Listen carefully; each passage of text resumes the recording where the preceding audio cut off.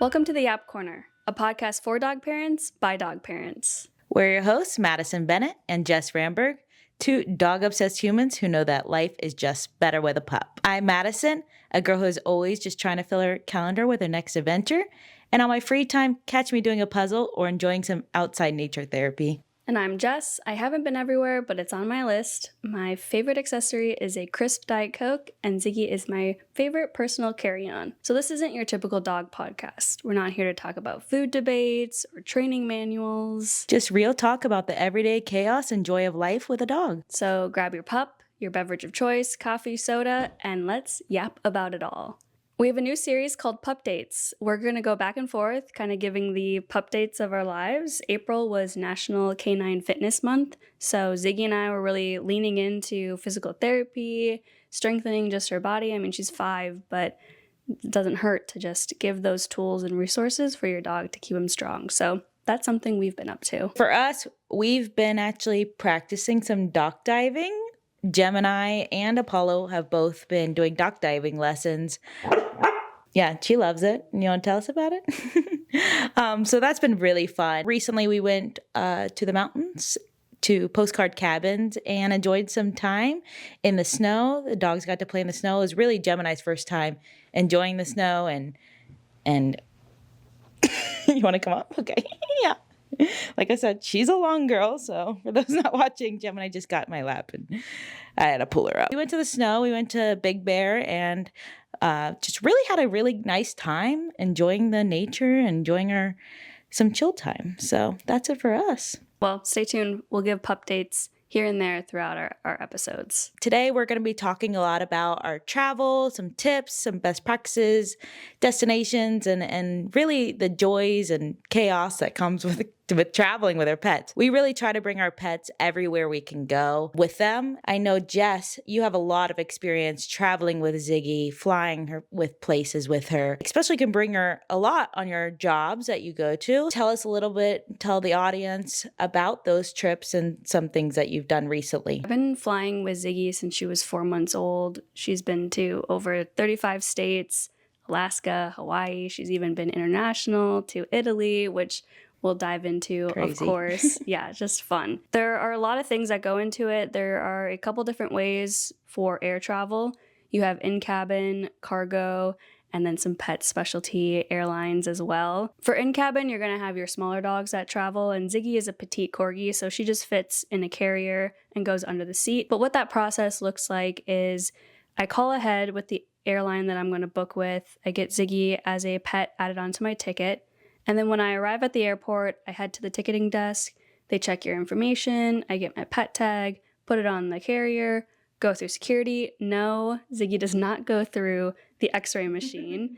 I take her out. We walk through, grab all our stuff, and we kind of get settled. I definitely find a pet relief area. They're all over the airports. I usually will just look them up on my phone.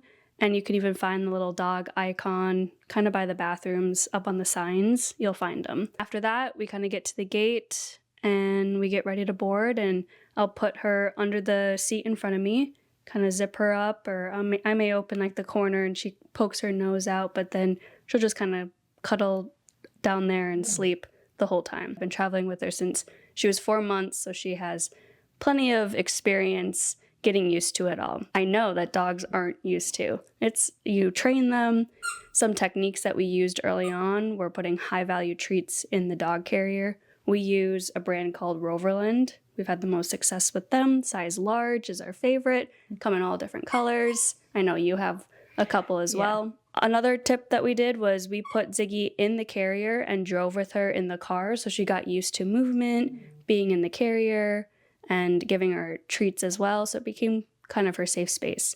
So now all I have to say is in, and she'll jump into the carrier, and that is her favorite place to be in the airport. Yeah, I've seen her in the carrier. She really loves it. She honestly just, every time you put it out or leave it out, she'll get into it herself. Like, it's her safe space, so that's awesome. It is. We don't have much experience on this next one for cargo hold. Talk us through that one. Yeah, so like Jess said, we personally have never had experience or had put our dog in the cargo hold. I know a lot of times a lot of larger dogs, maybe again, those that are over 30 pounds or whatever the airline restrictions say, have to go in the cargo hold. Fortunately, there's a lot of companies that will actually walk you through that process and make it more comfortable for you and the dog. I do recommend looking into those resources if that's something that you're interested in. Obviously, when you travel overseas, that might be your only option. Not a lot of experience there, but definitely an option if you really want to fly with your dog. I know that's not a popular option, but sometimes the reality of it is people can't afford a private plane or these pet specialty airlines or drive across the country. We know that it's an option out there, and there are airlines like Air France, Alaska, that we've had friends experience with and ultimately had a good experience getting to their destination with their dog. I know you alluded to this, so I'm really interested in knowing more, but what are some of those specialty airlines that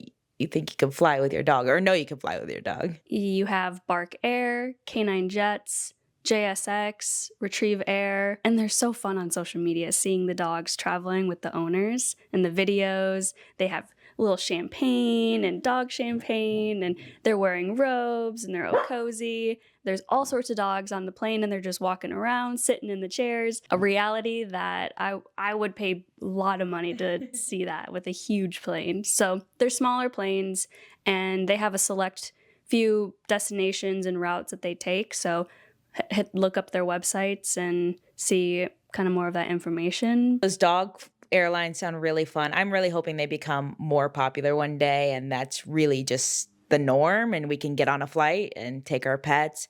With 2 dogs, I can only really fly with one. I think you have to have 2 seats in order to fly with 2 dogs, but that does take 2 people. So if I just wanted to fly somewhere with just you and Ziggy, unfortunately, can only bring 1 dog. So hopefully in the future, we can afford a private jet and be flying everywhere with our dogs. I do know that's a goal of ours. So one day. Both times that I've traveled, in air with the dogs. I once flew with Apollo, and that was when I first got him. So he was a 4-month-old little puppy. I had flown through 4 airports that day to go get him, all the way from, I think I flew from San Diego through Oklahoma, Kansas, Denver, some crazy route, just because I was like, I'm going to go to Kansas and get this dog. That was the first time. And I remember being so nervous about going to get him. I started Googling everything. What does it take? What do I need? What do I need to bring to get this dog home? And so that experience really was a different one for me, but it really was the first time, obviously, that I had met Apollo. So I was super excited. But one of the best parts of that, and good learning that I've learned for future experiences, is really getting to the airport early. When I went to go get him, I had an extended layover while I was picking him up. And so we had spent that time going outside, getting him to go potty. And just for future travel, again, that's going to be something that I just put into practice, is making sure I get there early, making sure that I'm comfortable and the dog's comfortable. So if it's your first time flying, I recommend, getting to the airport early. Remember when I was starting to fly with Ziggy, I was calling all the different airlines because I had flown a handful of different airlines. Everyone has their own different rules. They're always changing. Utilize the website, call in when you book your ticket, talk it through with them. I mean, there's tons of resources and blogs and people out on the internet and social media sharing their experience, which I love. That's what I learned a lot. But I do emphasize whenever anyone asks for advice or tips or any questions, I always advise them, like, please do your own research, have those conversations, ask those questions, because things are always changing. Yeah, and I think one good point there too is regarding social media. You might see a page of a dog that does travel a lot, but that dog might be different than you. That dog might be bigger than your dog. That dog might be more comfortable with that environment, more accustomed to it. So again, doing that research and learning what's best for your dog is really important here. Some more unique air travel experiences that I've had with Ziggy was navigating Hawaii and abroad to Italy. Italy, surprisingly enough, was a breeze and way easier than Hawaii. I strongly encourage people to use the USDA website. They have all the resources on there. They have the options if you're traveling out of the country or traveling to the United States or you can pick your starting location and your destination, and it will give all the policies, all the rules, laws, documentation needed, everything. And it's a step-by-step process. Like Hawaii is a packet of information, but they give you a step-by-step with check boxes that you can check off as you go. I worked a ton with our vet, and we are a military household, so I get to use the services on base with military vets, and they are doing this all the time. So I was fortunate enough to be kind of coached through with a military vet who was doing this all the time, transferring dogs from different bases. So it was really helpful. I had a lot of confidence. I felt good. When I arrived to the airport, had all my information, all the documentation. I'm double, triple checking everything to make sure I have it. But we had it all together. And it was, again, you're just following the instructions. If you do that, you'll have a successful trip. And we're back. We had to take a dinner break and feed the pups. Just like you said earlier, the life and joys and the chaos of dogs in the studio. We just deal with things that come up. Yeah, you never know. Back to traveling. So we just wrapped up air travel. Now let's talk about traveling in a car with your dog. We've done a handful of road trips, both of us, long distance, short distance. Tell us about traveling with your pup in a car. The first thing we do, obviously, is making sure our dogs are really comfortable. Our dogs, luckily, enjoy going in the car. Honestly, could even forget that they were there. Like, we could leave them in the car. No, because they're so quiet. A lot of essentials or things that people bring are kennels, crates, obviously your leash. There's even buckles that can hook to the harness to keep your dog safe. So a lot of people do like kennels. There's a lot of options out there. There's a Rufflin, there's the impact crates. Really, those that are tested for the car are the go-to. Again, read online, do your research, find out what you like, what fits your car, what fits your dog size. But those are some of those things that we do, and making sure, again, that you have a seat cover if you need it. We have dogs that shed a lot, so I definitely use that really more for myself than anything. So you're saying there's car seats for dogs? I was actually referring to the seat covers, but there are. So we actually got one of those booster seats one time. We really thought the dogs would enjoy it. Apollo loves sticking his head up, almost like he's looking out the window. So we're like, let's give this a shot. I bought one of those booster seats. They're not really cheap either, but we gave it a shot. Immediately putting Apollo in it, jumped out. We're like, okay, this might have been a waste of my money. But yes, there are car seats for dogs. I know people with really tiny dogs especially love them to lift their dog up, give them a view out the window. I know Ziggy loves putting her head out the window when she can and getting some fresh air. Let's talk about the essentials to pack in a car with your dog. A water bowl, a collapsible one is nice on the easy to go travels. We like the little gulp for the water that you can push out, and then when you're done, it can go back into your water bottle. You mentioned collar and leash, treats, snacks, food. Harnesses, or really big on our harness. Our dogs love running away if they can. So we make sure we have a harness to clip it in the front. Also helps with the walk. Apollo's looking at me right now being like, where are we going? Are we going on a walk? Are we going with my harness? I'm sorry, buddy. I just used your favorite word. Another thing definitely is poop bags. I have them everywhere on me. They're in my purse. They're in the car. They're in the glove box. Really, just because you don't want to be a bad environmental steward and leave dog poop anywhere. So making sure you always have those. I always bring wipes as well if the paws get dirty, a towel, toys. Favorite toy, a blanket, keep them warm. If you're going somewhere cold, definitely want to have that. A dog bed. A dog bed. I know a lot of people do like to bring like a dog bed. Even this past weekend, we were somewhere and I saw people with their dog at this restaurant and they put the dog bed under their table, and I was like, oh, that's a great idea. The dog's probably very comfortable. I've seen some where they've made like travel dog placements, even they're small, and you just put them on the ground and you can bring them to restaurants, different outdoor locations. It seems very user friendly. That's smart. And I know you have like not necessarily a dog blanket, but it's a blanket that's a picnic blanket you could bring to the beach, put your dog, but also when you travel, if you're stopping somewhere and need to take a break, take them out, you can put that blanket down and kind of sit with them, and you don't have to sit on the grass. Yeah, a lot of useful items, and I'm sure the list just keeps growing of what to bring. One big one I think we'll both forget, but we never forget, is a dog backpack.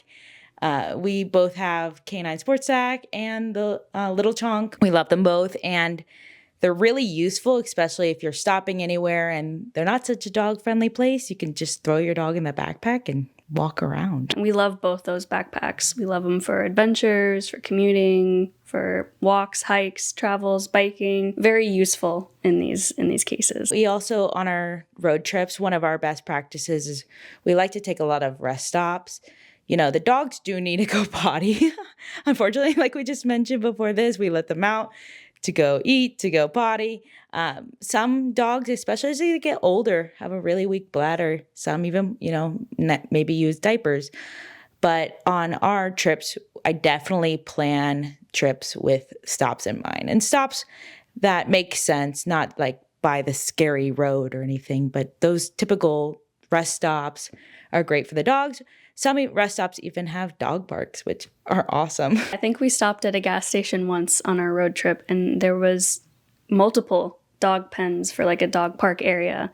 Yeah, it definitely made going to the potty easier because there was a lot of smells for them. I've done a handful of cross-country road trips with Ziggy as we've moved throughout our career, and she's a dog that loves the car. I can put her in there, she'll sleep in the front seat, in the back seat. She'll curl up on the floor. She'll stick her head out the window, and I don't have to worry. She's not going to jump out.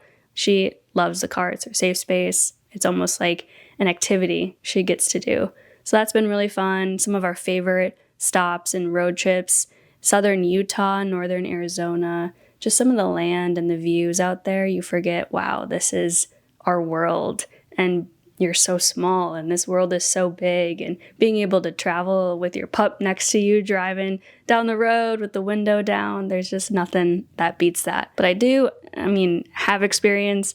My former boss, I was watching her dog, and her dog was a senior dog, and we took her on a road trip, and all of a sudden the dog just projectile vomited, and I thought the dog was dying. I thought I was going to get fired. I called my boss letting her know, and she said, "Oh, I forgot to tell you that Lucy just gets really car sick." So I never have experienced that besides that one moment with a dog that's car sick. I would hate to be cleaning that up. But at the same time, you didn't get fired, and it was just the dog throwing up. So it's all good. Recently, we went on a trip, and we went around these really windy mountains. And for a second, I thought Jem and I was going to get sick. That was the first time I've ever experienced car sickness with a dog. But she was just like moving back and forth. And so we were like, what do we do? We just started rolling down the windows, giving her some fresh air. She ended up being fine, but we really tried to get our dogs accustomed to the car before long road trips, putting them in short rides, just making sure that they're okay with the car. A lot of times when I used to be a rover sitter, I would take many different kinds of dogs in the car when I picked them up or dropped them off. I'd have dogs that barked excessively, some that needed to be in a crate in the back, which is completely fine, some that wanted to sit up my lap at the front while I drive, and I'm like, I don't know if this is safe. But really, there's all kinds of dogs out there, and really, there's a lot of options for going on a road trip and making sure your dog is having a good time. You're always reminded how different dogs are. And I think that's so fun. And it's fun to have those reminders, to learn and experience personalities, likes and dislikes, fears, what makes them happy. And a car and traveling is very visible on how different dogs can be. Apollo is especially funny in the car because he likes to sit backwards with his head on the headrest or on the armrest. And I'm just like, what are you doing, buddy? But ever since he was a little puppy, he's laid like that. He doesn't like to look forward. He gets in the same position every time he jumps in the car and puts his head backwards. And I'm like, all right, whatever works for you, buddy. Don't we call him sad boy? Yeah, he looks so sad, but I honestly think he's having a great time. There are other ways to travel as well. Train, bus, boat, ferry, bike, all these different ways. They all have their rules. They all have different protocols or instructions you have to follow, booking your pet and your dog on your ticket, making sure they have a leash or sometimes a muzzle, or to be in a carrier. I know for like the trains, those cities that have the subways like New York, you see all the dogs in the carriers, and I think they got that rule in 2016 that they had to be in a carrier. And before, businesses and companies and brands started building dog carriers, people were using those IKEA bags, backpacks. Yeah, because I think it was that you just have to have your dog in a bag. So there was like all these videos of people just putting their dog in like an IKEA bag. It was hilarious. Hilarious. We've done a handful of those. The ferries are always really fun. I think as long as your dog is well behaved and leashed, you can almost get on every place there. Backpack also comes very in handy when we do biking things. So a lot of cities you can go to, you can rent a bike. There might be the Lime bike, they might be Uber bikes or whatever it might be. But the backpack, we just throw our dogs in the backpack and ride a bike with them. There's also the Mad Dogs place, which I know we both have been really wanting to go to and try out. And they have like a little sidecar for your dog for your bike. So that looks really fun. We have to get the helmets and the goggles for the dogs, the e-bikes. Yeah. We're definitely going to have to do that sometime. Ziggy already has goggles, so she'll be perfect. She'll be perfect. When I was doing some research about traveling with your dog on these different modes of transportation, cruise. There is a dog-friendly cruise that's coming up this year in November. It's like the Margaritaville of the Sea or something like that. And it's going to be going out of Florida. So I can't wait to see this dog-friendly cruise. And they have dog menus, dog activities, dog play areas. So I'm sure that will be all over social media. I wonder if they're going to limit the number of dogs, or is every cabin allowed to have a dog? I thought I saw that there was a certain amount of dog tickets that were available. I think we need to get on that. We should do some research and see how we get on that. Luckily, our dogs know how to swim, which I think is a requirement. Out of a cruise ship? Not jump out of the cruise ship, but I imagine if you're on a cruise ship, you're going to go somewhere with water. Or what about the pools? I wonder if they'll make any of the pools dog friendly. Our dogs love to dock dive, so they'll be in that pool. Yeah, my sister's dog will jump out of their boat all the time. Oh, no. So I hope that they have really...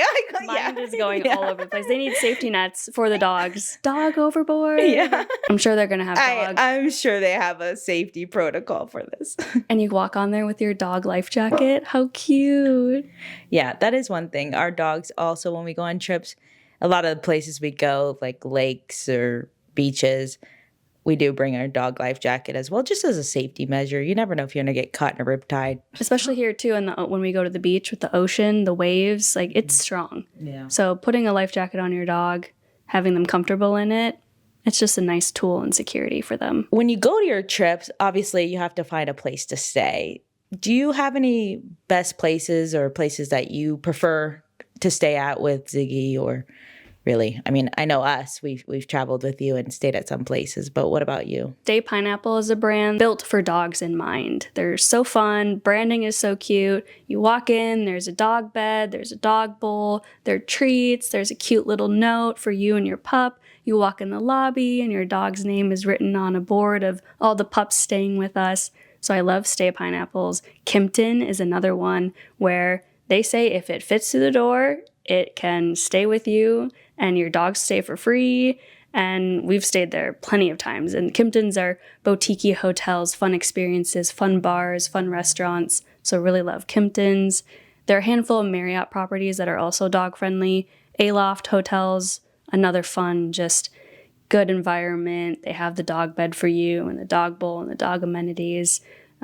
So those are kind of some of the hotels that we'll stay at. I know this is no way sponsored by Kimpton, but we do love a Kimpton, especially their happy hour that they have. We can bring the dogs to. A lot of times we've brought our dogs and then ran into other dog parents and then started hanging out with them and then end up becoming friends with the dog parents through our dogs at the Kimpton. Also, there are tons of luxury resorts that we've seen. I know we've seen a lot on social media.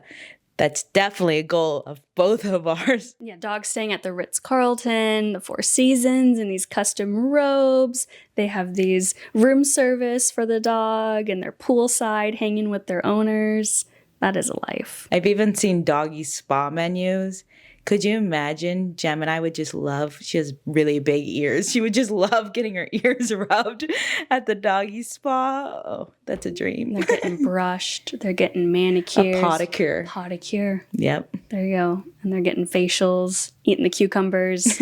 Yeah, they would be eating the cucumbers. We've also stayed at Airbnbs and other vacation rentals. We just communicate with the owners and the listing property managers, asking the dog friendly that we're going to bring dogs, and they'll usually say sure. Always a pet fee associated with that, but we find tons of stays through those. Especially with those, we do often look at ones that have a gated area.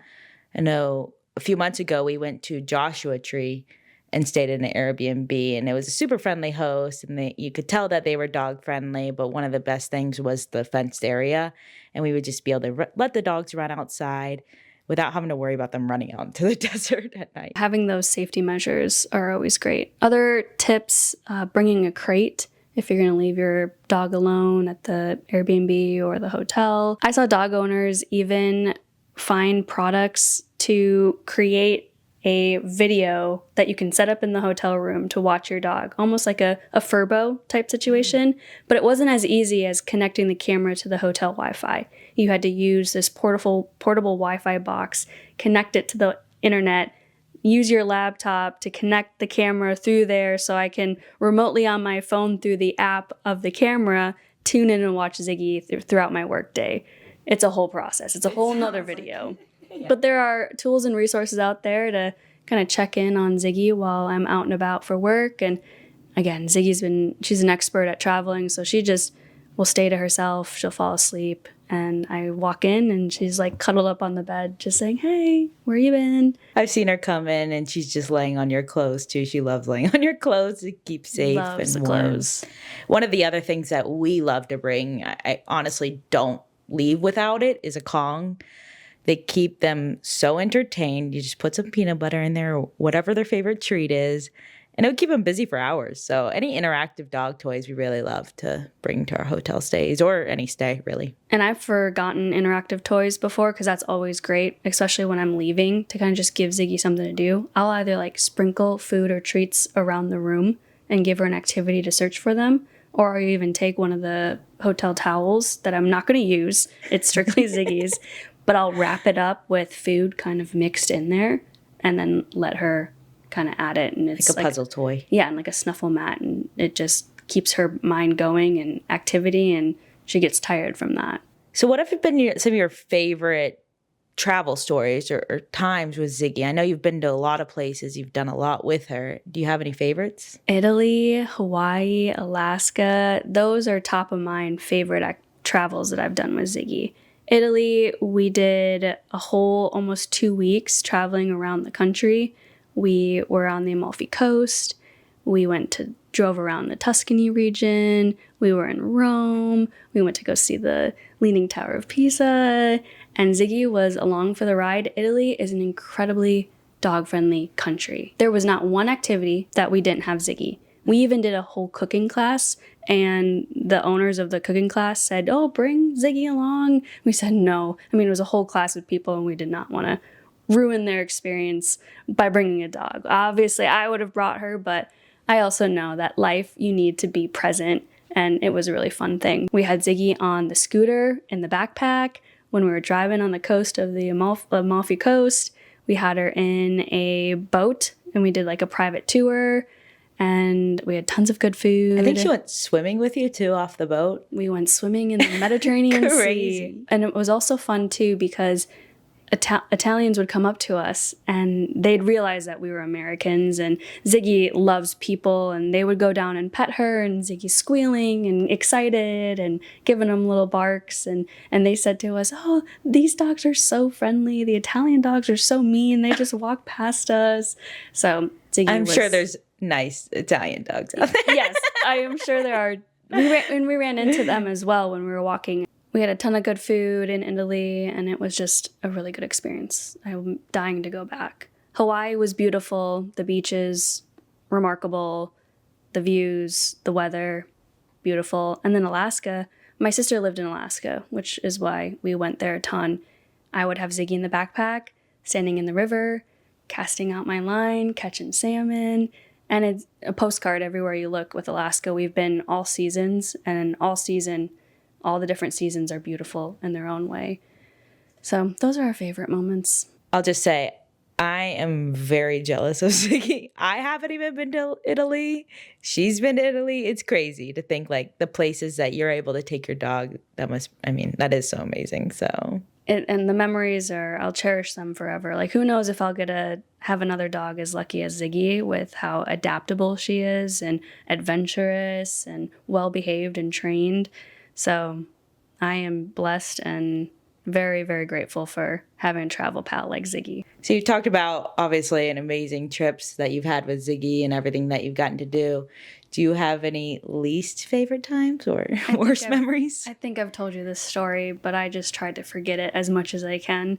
One time we were flying back from Boise, and I just remember it was a chaotic mess of a trip to get to the airport, and I didn't have a lot of time, and we needed to get to our gate to board. And so I was standing in line for TSA. I took Ziggy out of the carrier, and all of a sudden I look down and she's going to the bathroom. And the line's moving. I'm up next. I am scrambling. I have my new $80 hoodie wrapped around my waist, and I cannot believe my next move was taking it off my waist and wiping up the dog pee on the ground. I was mortified. I can hear people whispering in the background, "Is she wiping up the pee with her sweatshirt?" And I'm like, yes, but not making any eye contact. Immediately get up, give my ID, and we move on. And I just shove that bag in my suitcase, and that was it. Live and learn, right? Most embarrassing, mortifying experience I've had. Probably not traveling. Just traveling, just in life. Yes. Honestly. Yes. There's always times. And again, like to your point, it was a chaotic day. It happens. And that's just something you kind of have to remember. We could give you all the tips and tricks and everything, and you still have a dog that pees in the airport. What are some of your favorite memories traveling with the pups? I really have enjoyed the road trips that we've taken, especially with Apollo and Ziggy when they were younger. We went to Flagstaff with them and Big Bear and really had a fun time playing in the snow. It was really cute to see them hop around. They look like little bunnies in the snow. So enjoying all those times that we get to spend really together as friends and with our partners and with the dogs. How about some least favorite memories or moments? There's always that hard time when we go on trips with friends that don't have dogs. And we do our best to plan, balance as much as we can, time spent with the dogs, time spent without the dogs. We went to Joshua Tree pretty recently, and a lot of the trails aren't dog friendly. Again, something that you research, plan ahead. We knew that going into it. And so we do our best to tell our friends. They understand, of course. But then afterwards, we go find a restaurant. And of course, most of them don't have outside patios except for one or two. And those aren't serving full menus, all of that. So really, it's not like a worst time, but it's one of those things that you just have to remember that we're dog parents. They're not. We understand that. But it's always just a good reminder to plan a trip balancing that you're going to take your dog, maybe put him back at the Airbnb or house and put him in a crate so that you can go spend time with your friends too. And I think you're always learning. As if you had a dog or you didn't, you're always learning from experiences. But I also think it's good reminders for us too, as yes, as much as we are obsessed with our dogs and wanting them with every trip and experience, it's also important for us and healthy to have a life without the dogs there as well. So our friends that don't have dogs, give us that good reminder and that healthy push to, it's not all about the dogs. Yeah, except it is. Yeah, except 98% of the time, you're going to see Ziggy with me on whatever trip I'm on. Yeah, I'm always like, oh man, I wish I could do this with the dogs. Even when we're on trips, just me and my husband, we're always like 2 days into it. We're like, we miss the dogs so much. But at the same time, we enjoy spending time with our friends and each other. Talked a lot about the dog activities and adventures that you can do. What about some online resources, tools, websites, blogs that we've come across? Yeah, there's tons out there. There's tons for just the US. There's tons for just California, Southern California. But I think one that really works for a lot of places is Bring Fido. That has information on even the airports and what airports have the best bathroom stops for your dog. I mean, every airport has a bathroom for your dog, but some do have like bark parks or other things. So that's a really good resource. That's my go-to when I'm trying to figure out an itinerary with dog-friendly activities. I think that's a great resource. I also use Google reviews, Yelp reviews. I will even type in the city. Say I'm going to Phoenix. I'll say Phoenix Dog Activities blog, and I'll just type that into Google. And of course, a whole bunch of different blog entries or websites or other people's posts and experiences come up, and that's how I'll tend to find some of these blogs that I've come across. Jet Set Pets, 3 Dogs, 1 Bar, Traveling with a Dog. We'll put all of these links in the show notes of resources that we find, but please, if you have any other blogs or websites or different resources that you've seen online, send them our way, tag them in the comments, put the link in the comment, and we'll share that with everyone else. Add it to the Yap forum. Yes, add it to the Yap It Out forum. You can find that link in our bio. Add it there. I think one last tip too I'm just thinking of is the on Google, there's a setting that you can set where you put, is it dog friendly? It's a filter. Oh, yes. I am obsessed with that. Really. I remember recently we were trying to find a place, even around our house. We're not in as dog-friendly area that we used to be. And we were just trying to find a brunch spot that we could take the dogs because we were going to spend the day with the dogs. And I went on Google and just Googled brunch restaurants and then filtered dog-friendly. There was only one, but we went to that one and it was great. There's also one I want to mention that's gopetfriendly.com. I went to their website when I was doing some research for this episode, and they just stopped because of the power of AI, that you can literally type in dog-friendly restaurant, place to take my dog for brunch, and AI will now give you all these different places. So the couple that are behind that blog, they also have an Instagram account. They said that they're going to keep their site up because they still have tons of guides and different resources of all the trips that they've taken. So you're going to find some oldie but goodies out there. Well, I'm glad they're keeping it up because definitely like to stumble on those. And again, going back to the research, when I do find one of those sites and one of those links, I definitely check their website or check that out to make sure that they're still dog friendly. We do that a lot of times with the wineries around us. We have a whole list going and that list can change every day. So just making sure that you keep, your own resources up to date. And I know there are a handful of content creators, dog traveler influencers, social media accounts that we love to follow. Wanderlust Samoyed was one that I lived through scrolling, especially in Europe. This dog has been to some of the most beautiful places, and it's a bigger dog too, so they have great tips and tricks of how they travel. But I used their Instagram account as just like my personal travel document to figure out where to go. There's also a corgi that travels internationally. Yeah, Worldwide Winston. I'm obsessed. I know that they've had many videos of their dog going viral in business class, and one day that will be Apollo and Gemini, but they get to travel. I know the owner's name is Madison, so I do have a personal connection with her, being a Madison myself. But they go on all these luxury trips all around the world. She also provides a lot of great tips on traveling with your dog and just regulations and everything that goes into traveling internationally. A handful of other accounts that I love. Her Boozy Tales. Not only does she do dog traveling, and she has small to large dogs, but she also does a ton of human travel content as well.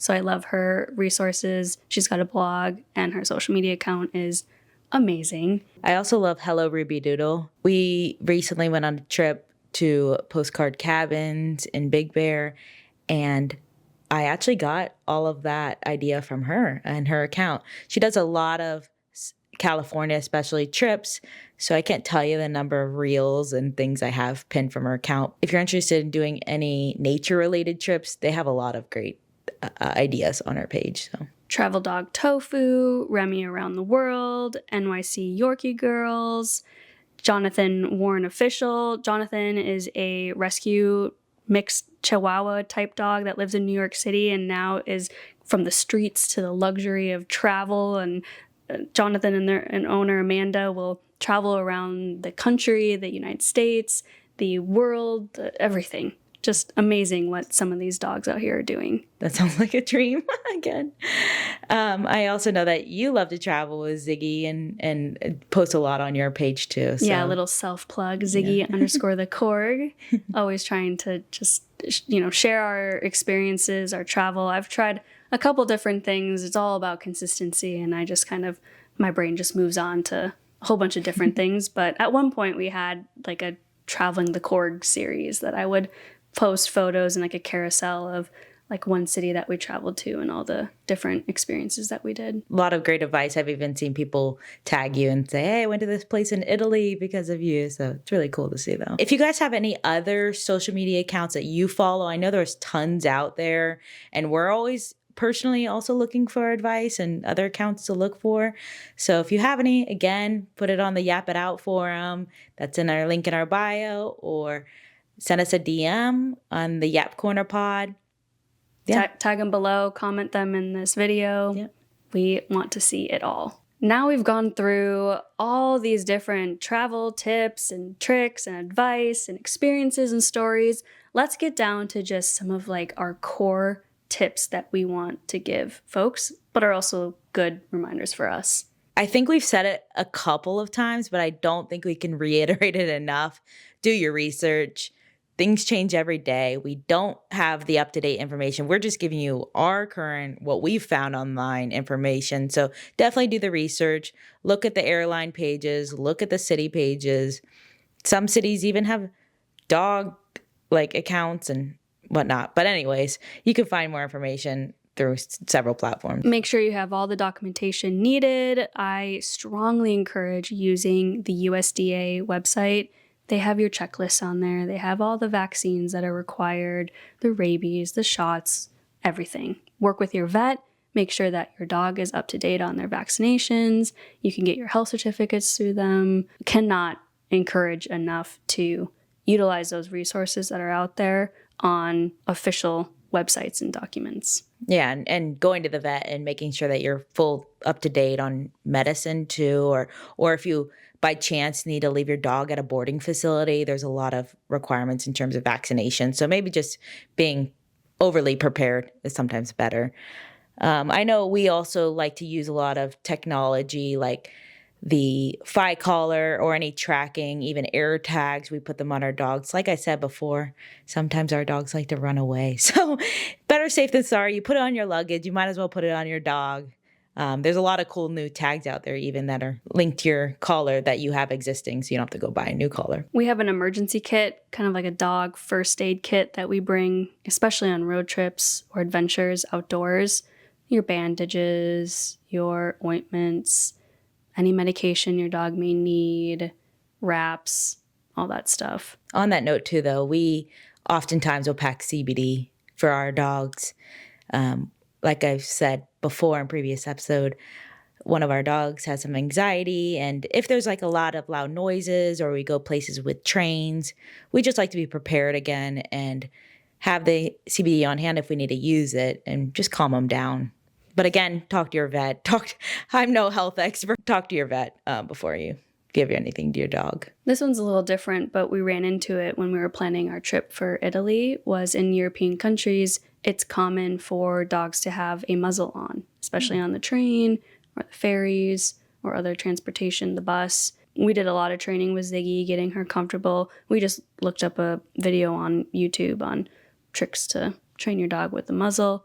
So we didn't see any in Italy, but we always had it with us just in case because the website mentioned that to have a muzzle on hand. So we follow that. We use all trails when we go hiking to look at the reviews to see if the hiking trails are dog friendly, how hard level they are, and kind of all the advice there on all trails. I know some countries even have dog passports, so you can look that up, but some countries will have, kind of like a human passport, all the dog information, your vaccination records. I don't know if that's necessarily required, but it's a good tip to look into if you're traveling abroad. Oh my gosh, so much information. I know we've shared a lot of tips, destination, travel modes, all the fun things, stories, necessary information, of course. But I just want to play a little game of Would You Rather now. You and the games. I also just love a Would You Rather, and so this is my chance. So I'm going to ask you some Would You Rathers, and then I'll answer them myself too, of course. So would you rather your dog be a bark ranger or a therapy airport dog? Therapy airport dog. Ziggy loves the airport people watching. I think for Apollo, I would say the same, just because he loves sitting in front of people and getting pets. He might be a little nervous, but I really think he'd enjoy the therapy side of it. But for Gemini, I'd say bark ranger. She loves being on a trail, being the leader of the pack, and so that just fits her more. Would you rather go on a cruise with your dog, and I know there's cruises out there, or do a van life tour with your dog? Van life tour. The amazing places you can stop. Absolutely, van life tour. I'd say agree. I know we've wanted to get a van or looked into going cross country with both of our dogs. We think it'd be such a funny story to share. And would you rather stay at a luxury resort with your dog or camp under the stars with them? Luxury resort. Hands down. Easy. I don't know how I actually should answer this, but I'll say luxury resort. I want a custom robe. I want matching robes with our initials, sitting poolside with a mimosa in hand and a cheese and fruit plate. And Ziggy would have her own little, drink martini or something that's dog friendly. Maybe some wine. And the custom face masks. I've seen those too. Sleep masks. All of it. Would you rather carry your dog in a backpack or a stroller? Backpack, but I'm sure there's going to be a time where I'm pushing Ziggy in a stroller. I mean, same for both of us.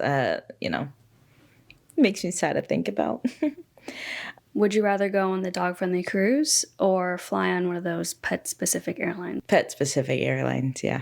I'm much more of a air traveler than cruise anyway, so. So let's continue with the fun. I know I had my fun with a game and talk about some dog fun facts. So I'm going to pull up my phone for this one because I can't remember everything. Same. Did you know that dogs kind of have frequent flyer miles? Some airlines like JetBlue's Jet Paws program give you points and perks for your pets flying with you. That's amazing. Yeah. I think every airline needs this. I would love to track Ziggy's miles. And I say I do it every year, but I just forget about it. It would be amazing to see. And to get bonus points. Your rewards. This dog would have more frequent flyer points than me. She would. And a lot of people. Yeah. So. Okay, this is one I found. The first dog on a road trip was a white pit bull named Bud. The owners traveled for 63 days, and that was back in 1903. Holy crap. That was so long ago. Bud was the first dog on a road trip. He saw the world. I don't know how far they made it, because were they going by horseback? Who knows? Who knows? Dogs are the ultimate icebreakers while traveling. According to a travel study by Airbnb and Rover, travelers with dogs are 70% more likely to strike up conversations with strangers and locals. Kind of like you said with even Italy. I believe it. Everywhere we go, with our dogs, everyone's asking. And especially if you're traveling and people aren't traveling with their dogs, they're going to approach you and say that they miss their dogs and then spark up a conversation. Yeah. I remember even when we went to London and we saw so many dogs that looked like Apollo and we're just like, we miss them. Can we say hi? And then start talking and then make friends. So yeah, I think people trust people with dogs. Yeah. Here is another one. Some national parks have bark ranger programs. Do you know what bark in the bark ranger program stands for? I actually have no idea. Okay, I'll tell you. B, bag your pet's waste. A, always leash your pet. R, respect wildlife. And K, know where you can go. So these bark ranger programs at national parks, you can go to the visitor center. They'll even give you a little sticker or stamp this passport or even a little dog tag. And it just promotes education for pet-friendly national parks. Did you know that dogs, just like humans, can get jet lag? And so, especially if they're sleeping or food schedule shifts, it really affects them. Makes sense. That ever happened to Ziggy? It probably has. It probably did when we were in Italy. Yeah. Or even if we're traveling West Coast to East Coast. I'm definitely going to look for that now. This is a really cool story I came across. This guy named Tom Tursich and his dog Savannah. They spent 7 years walking around the world. Tom became the 10th person to do this, but Savannah became the first dog to do this, and they're from New Jersey. So a very cool, unique adventure. Wait, so they walked around the world? Did they, obviously they flew to different places and then just spent 7 years traveling and walking?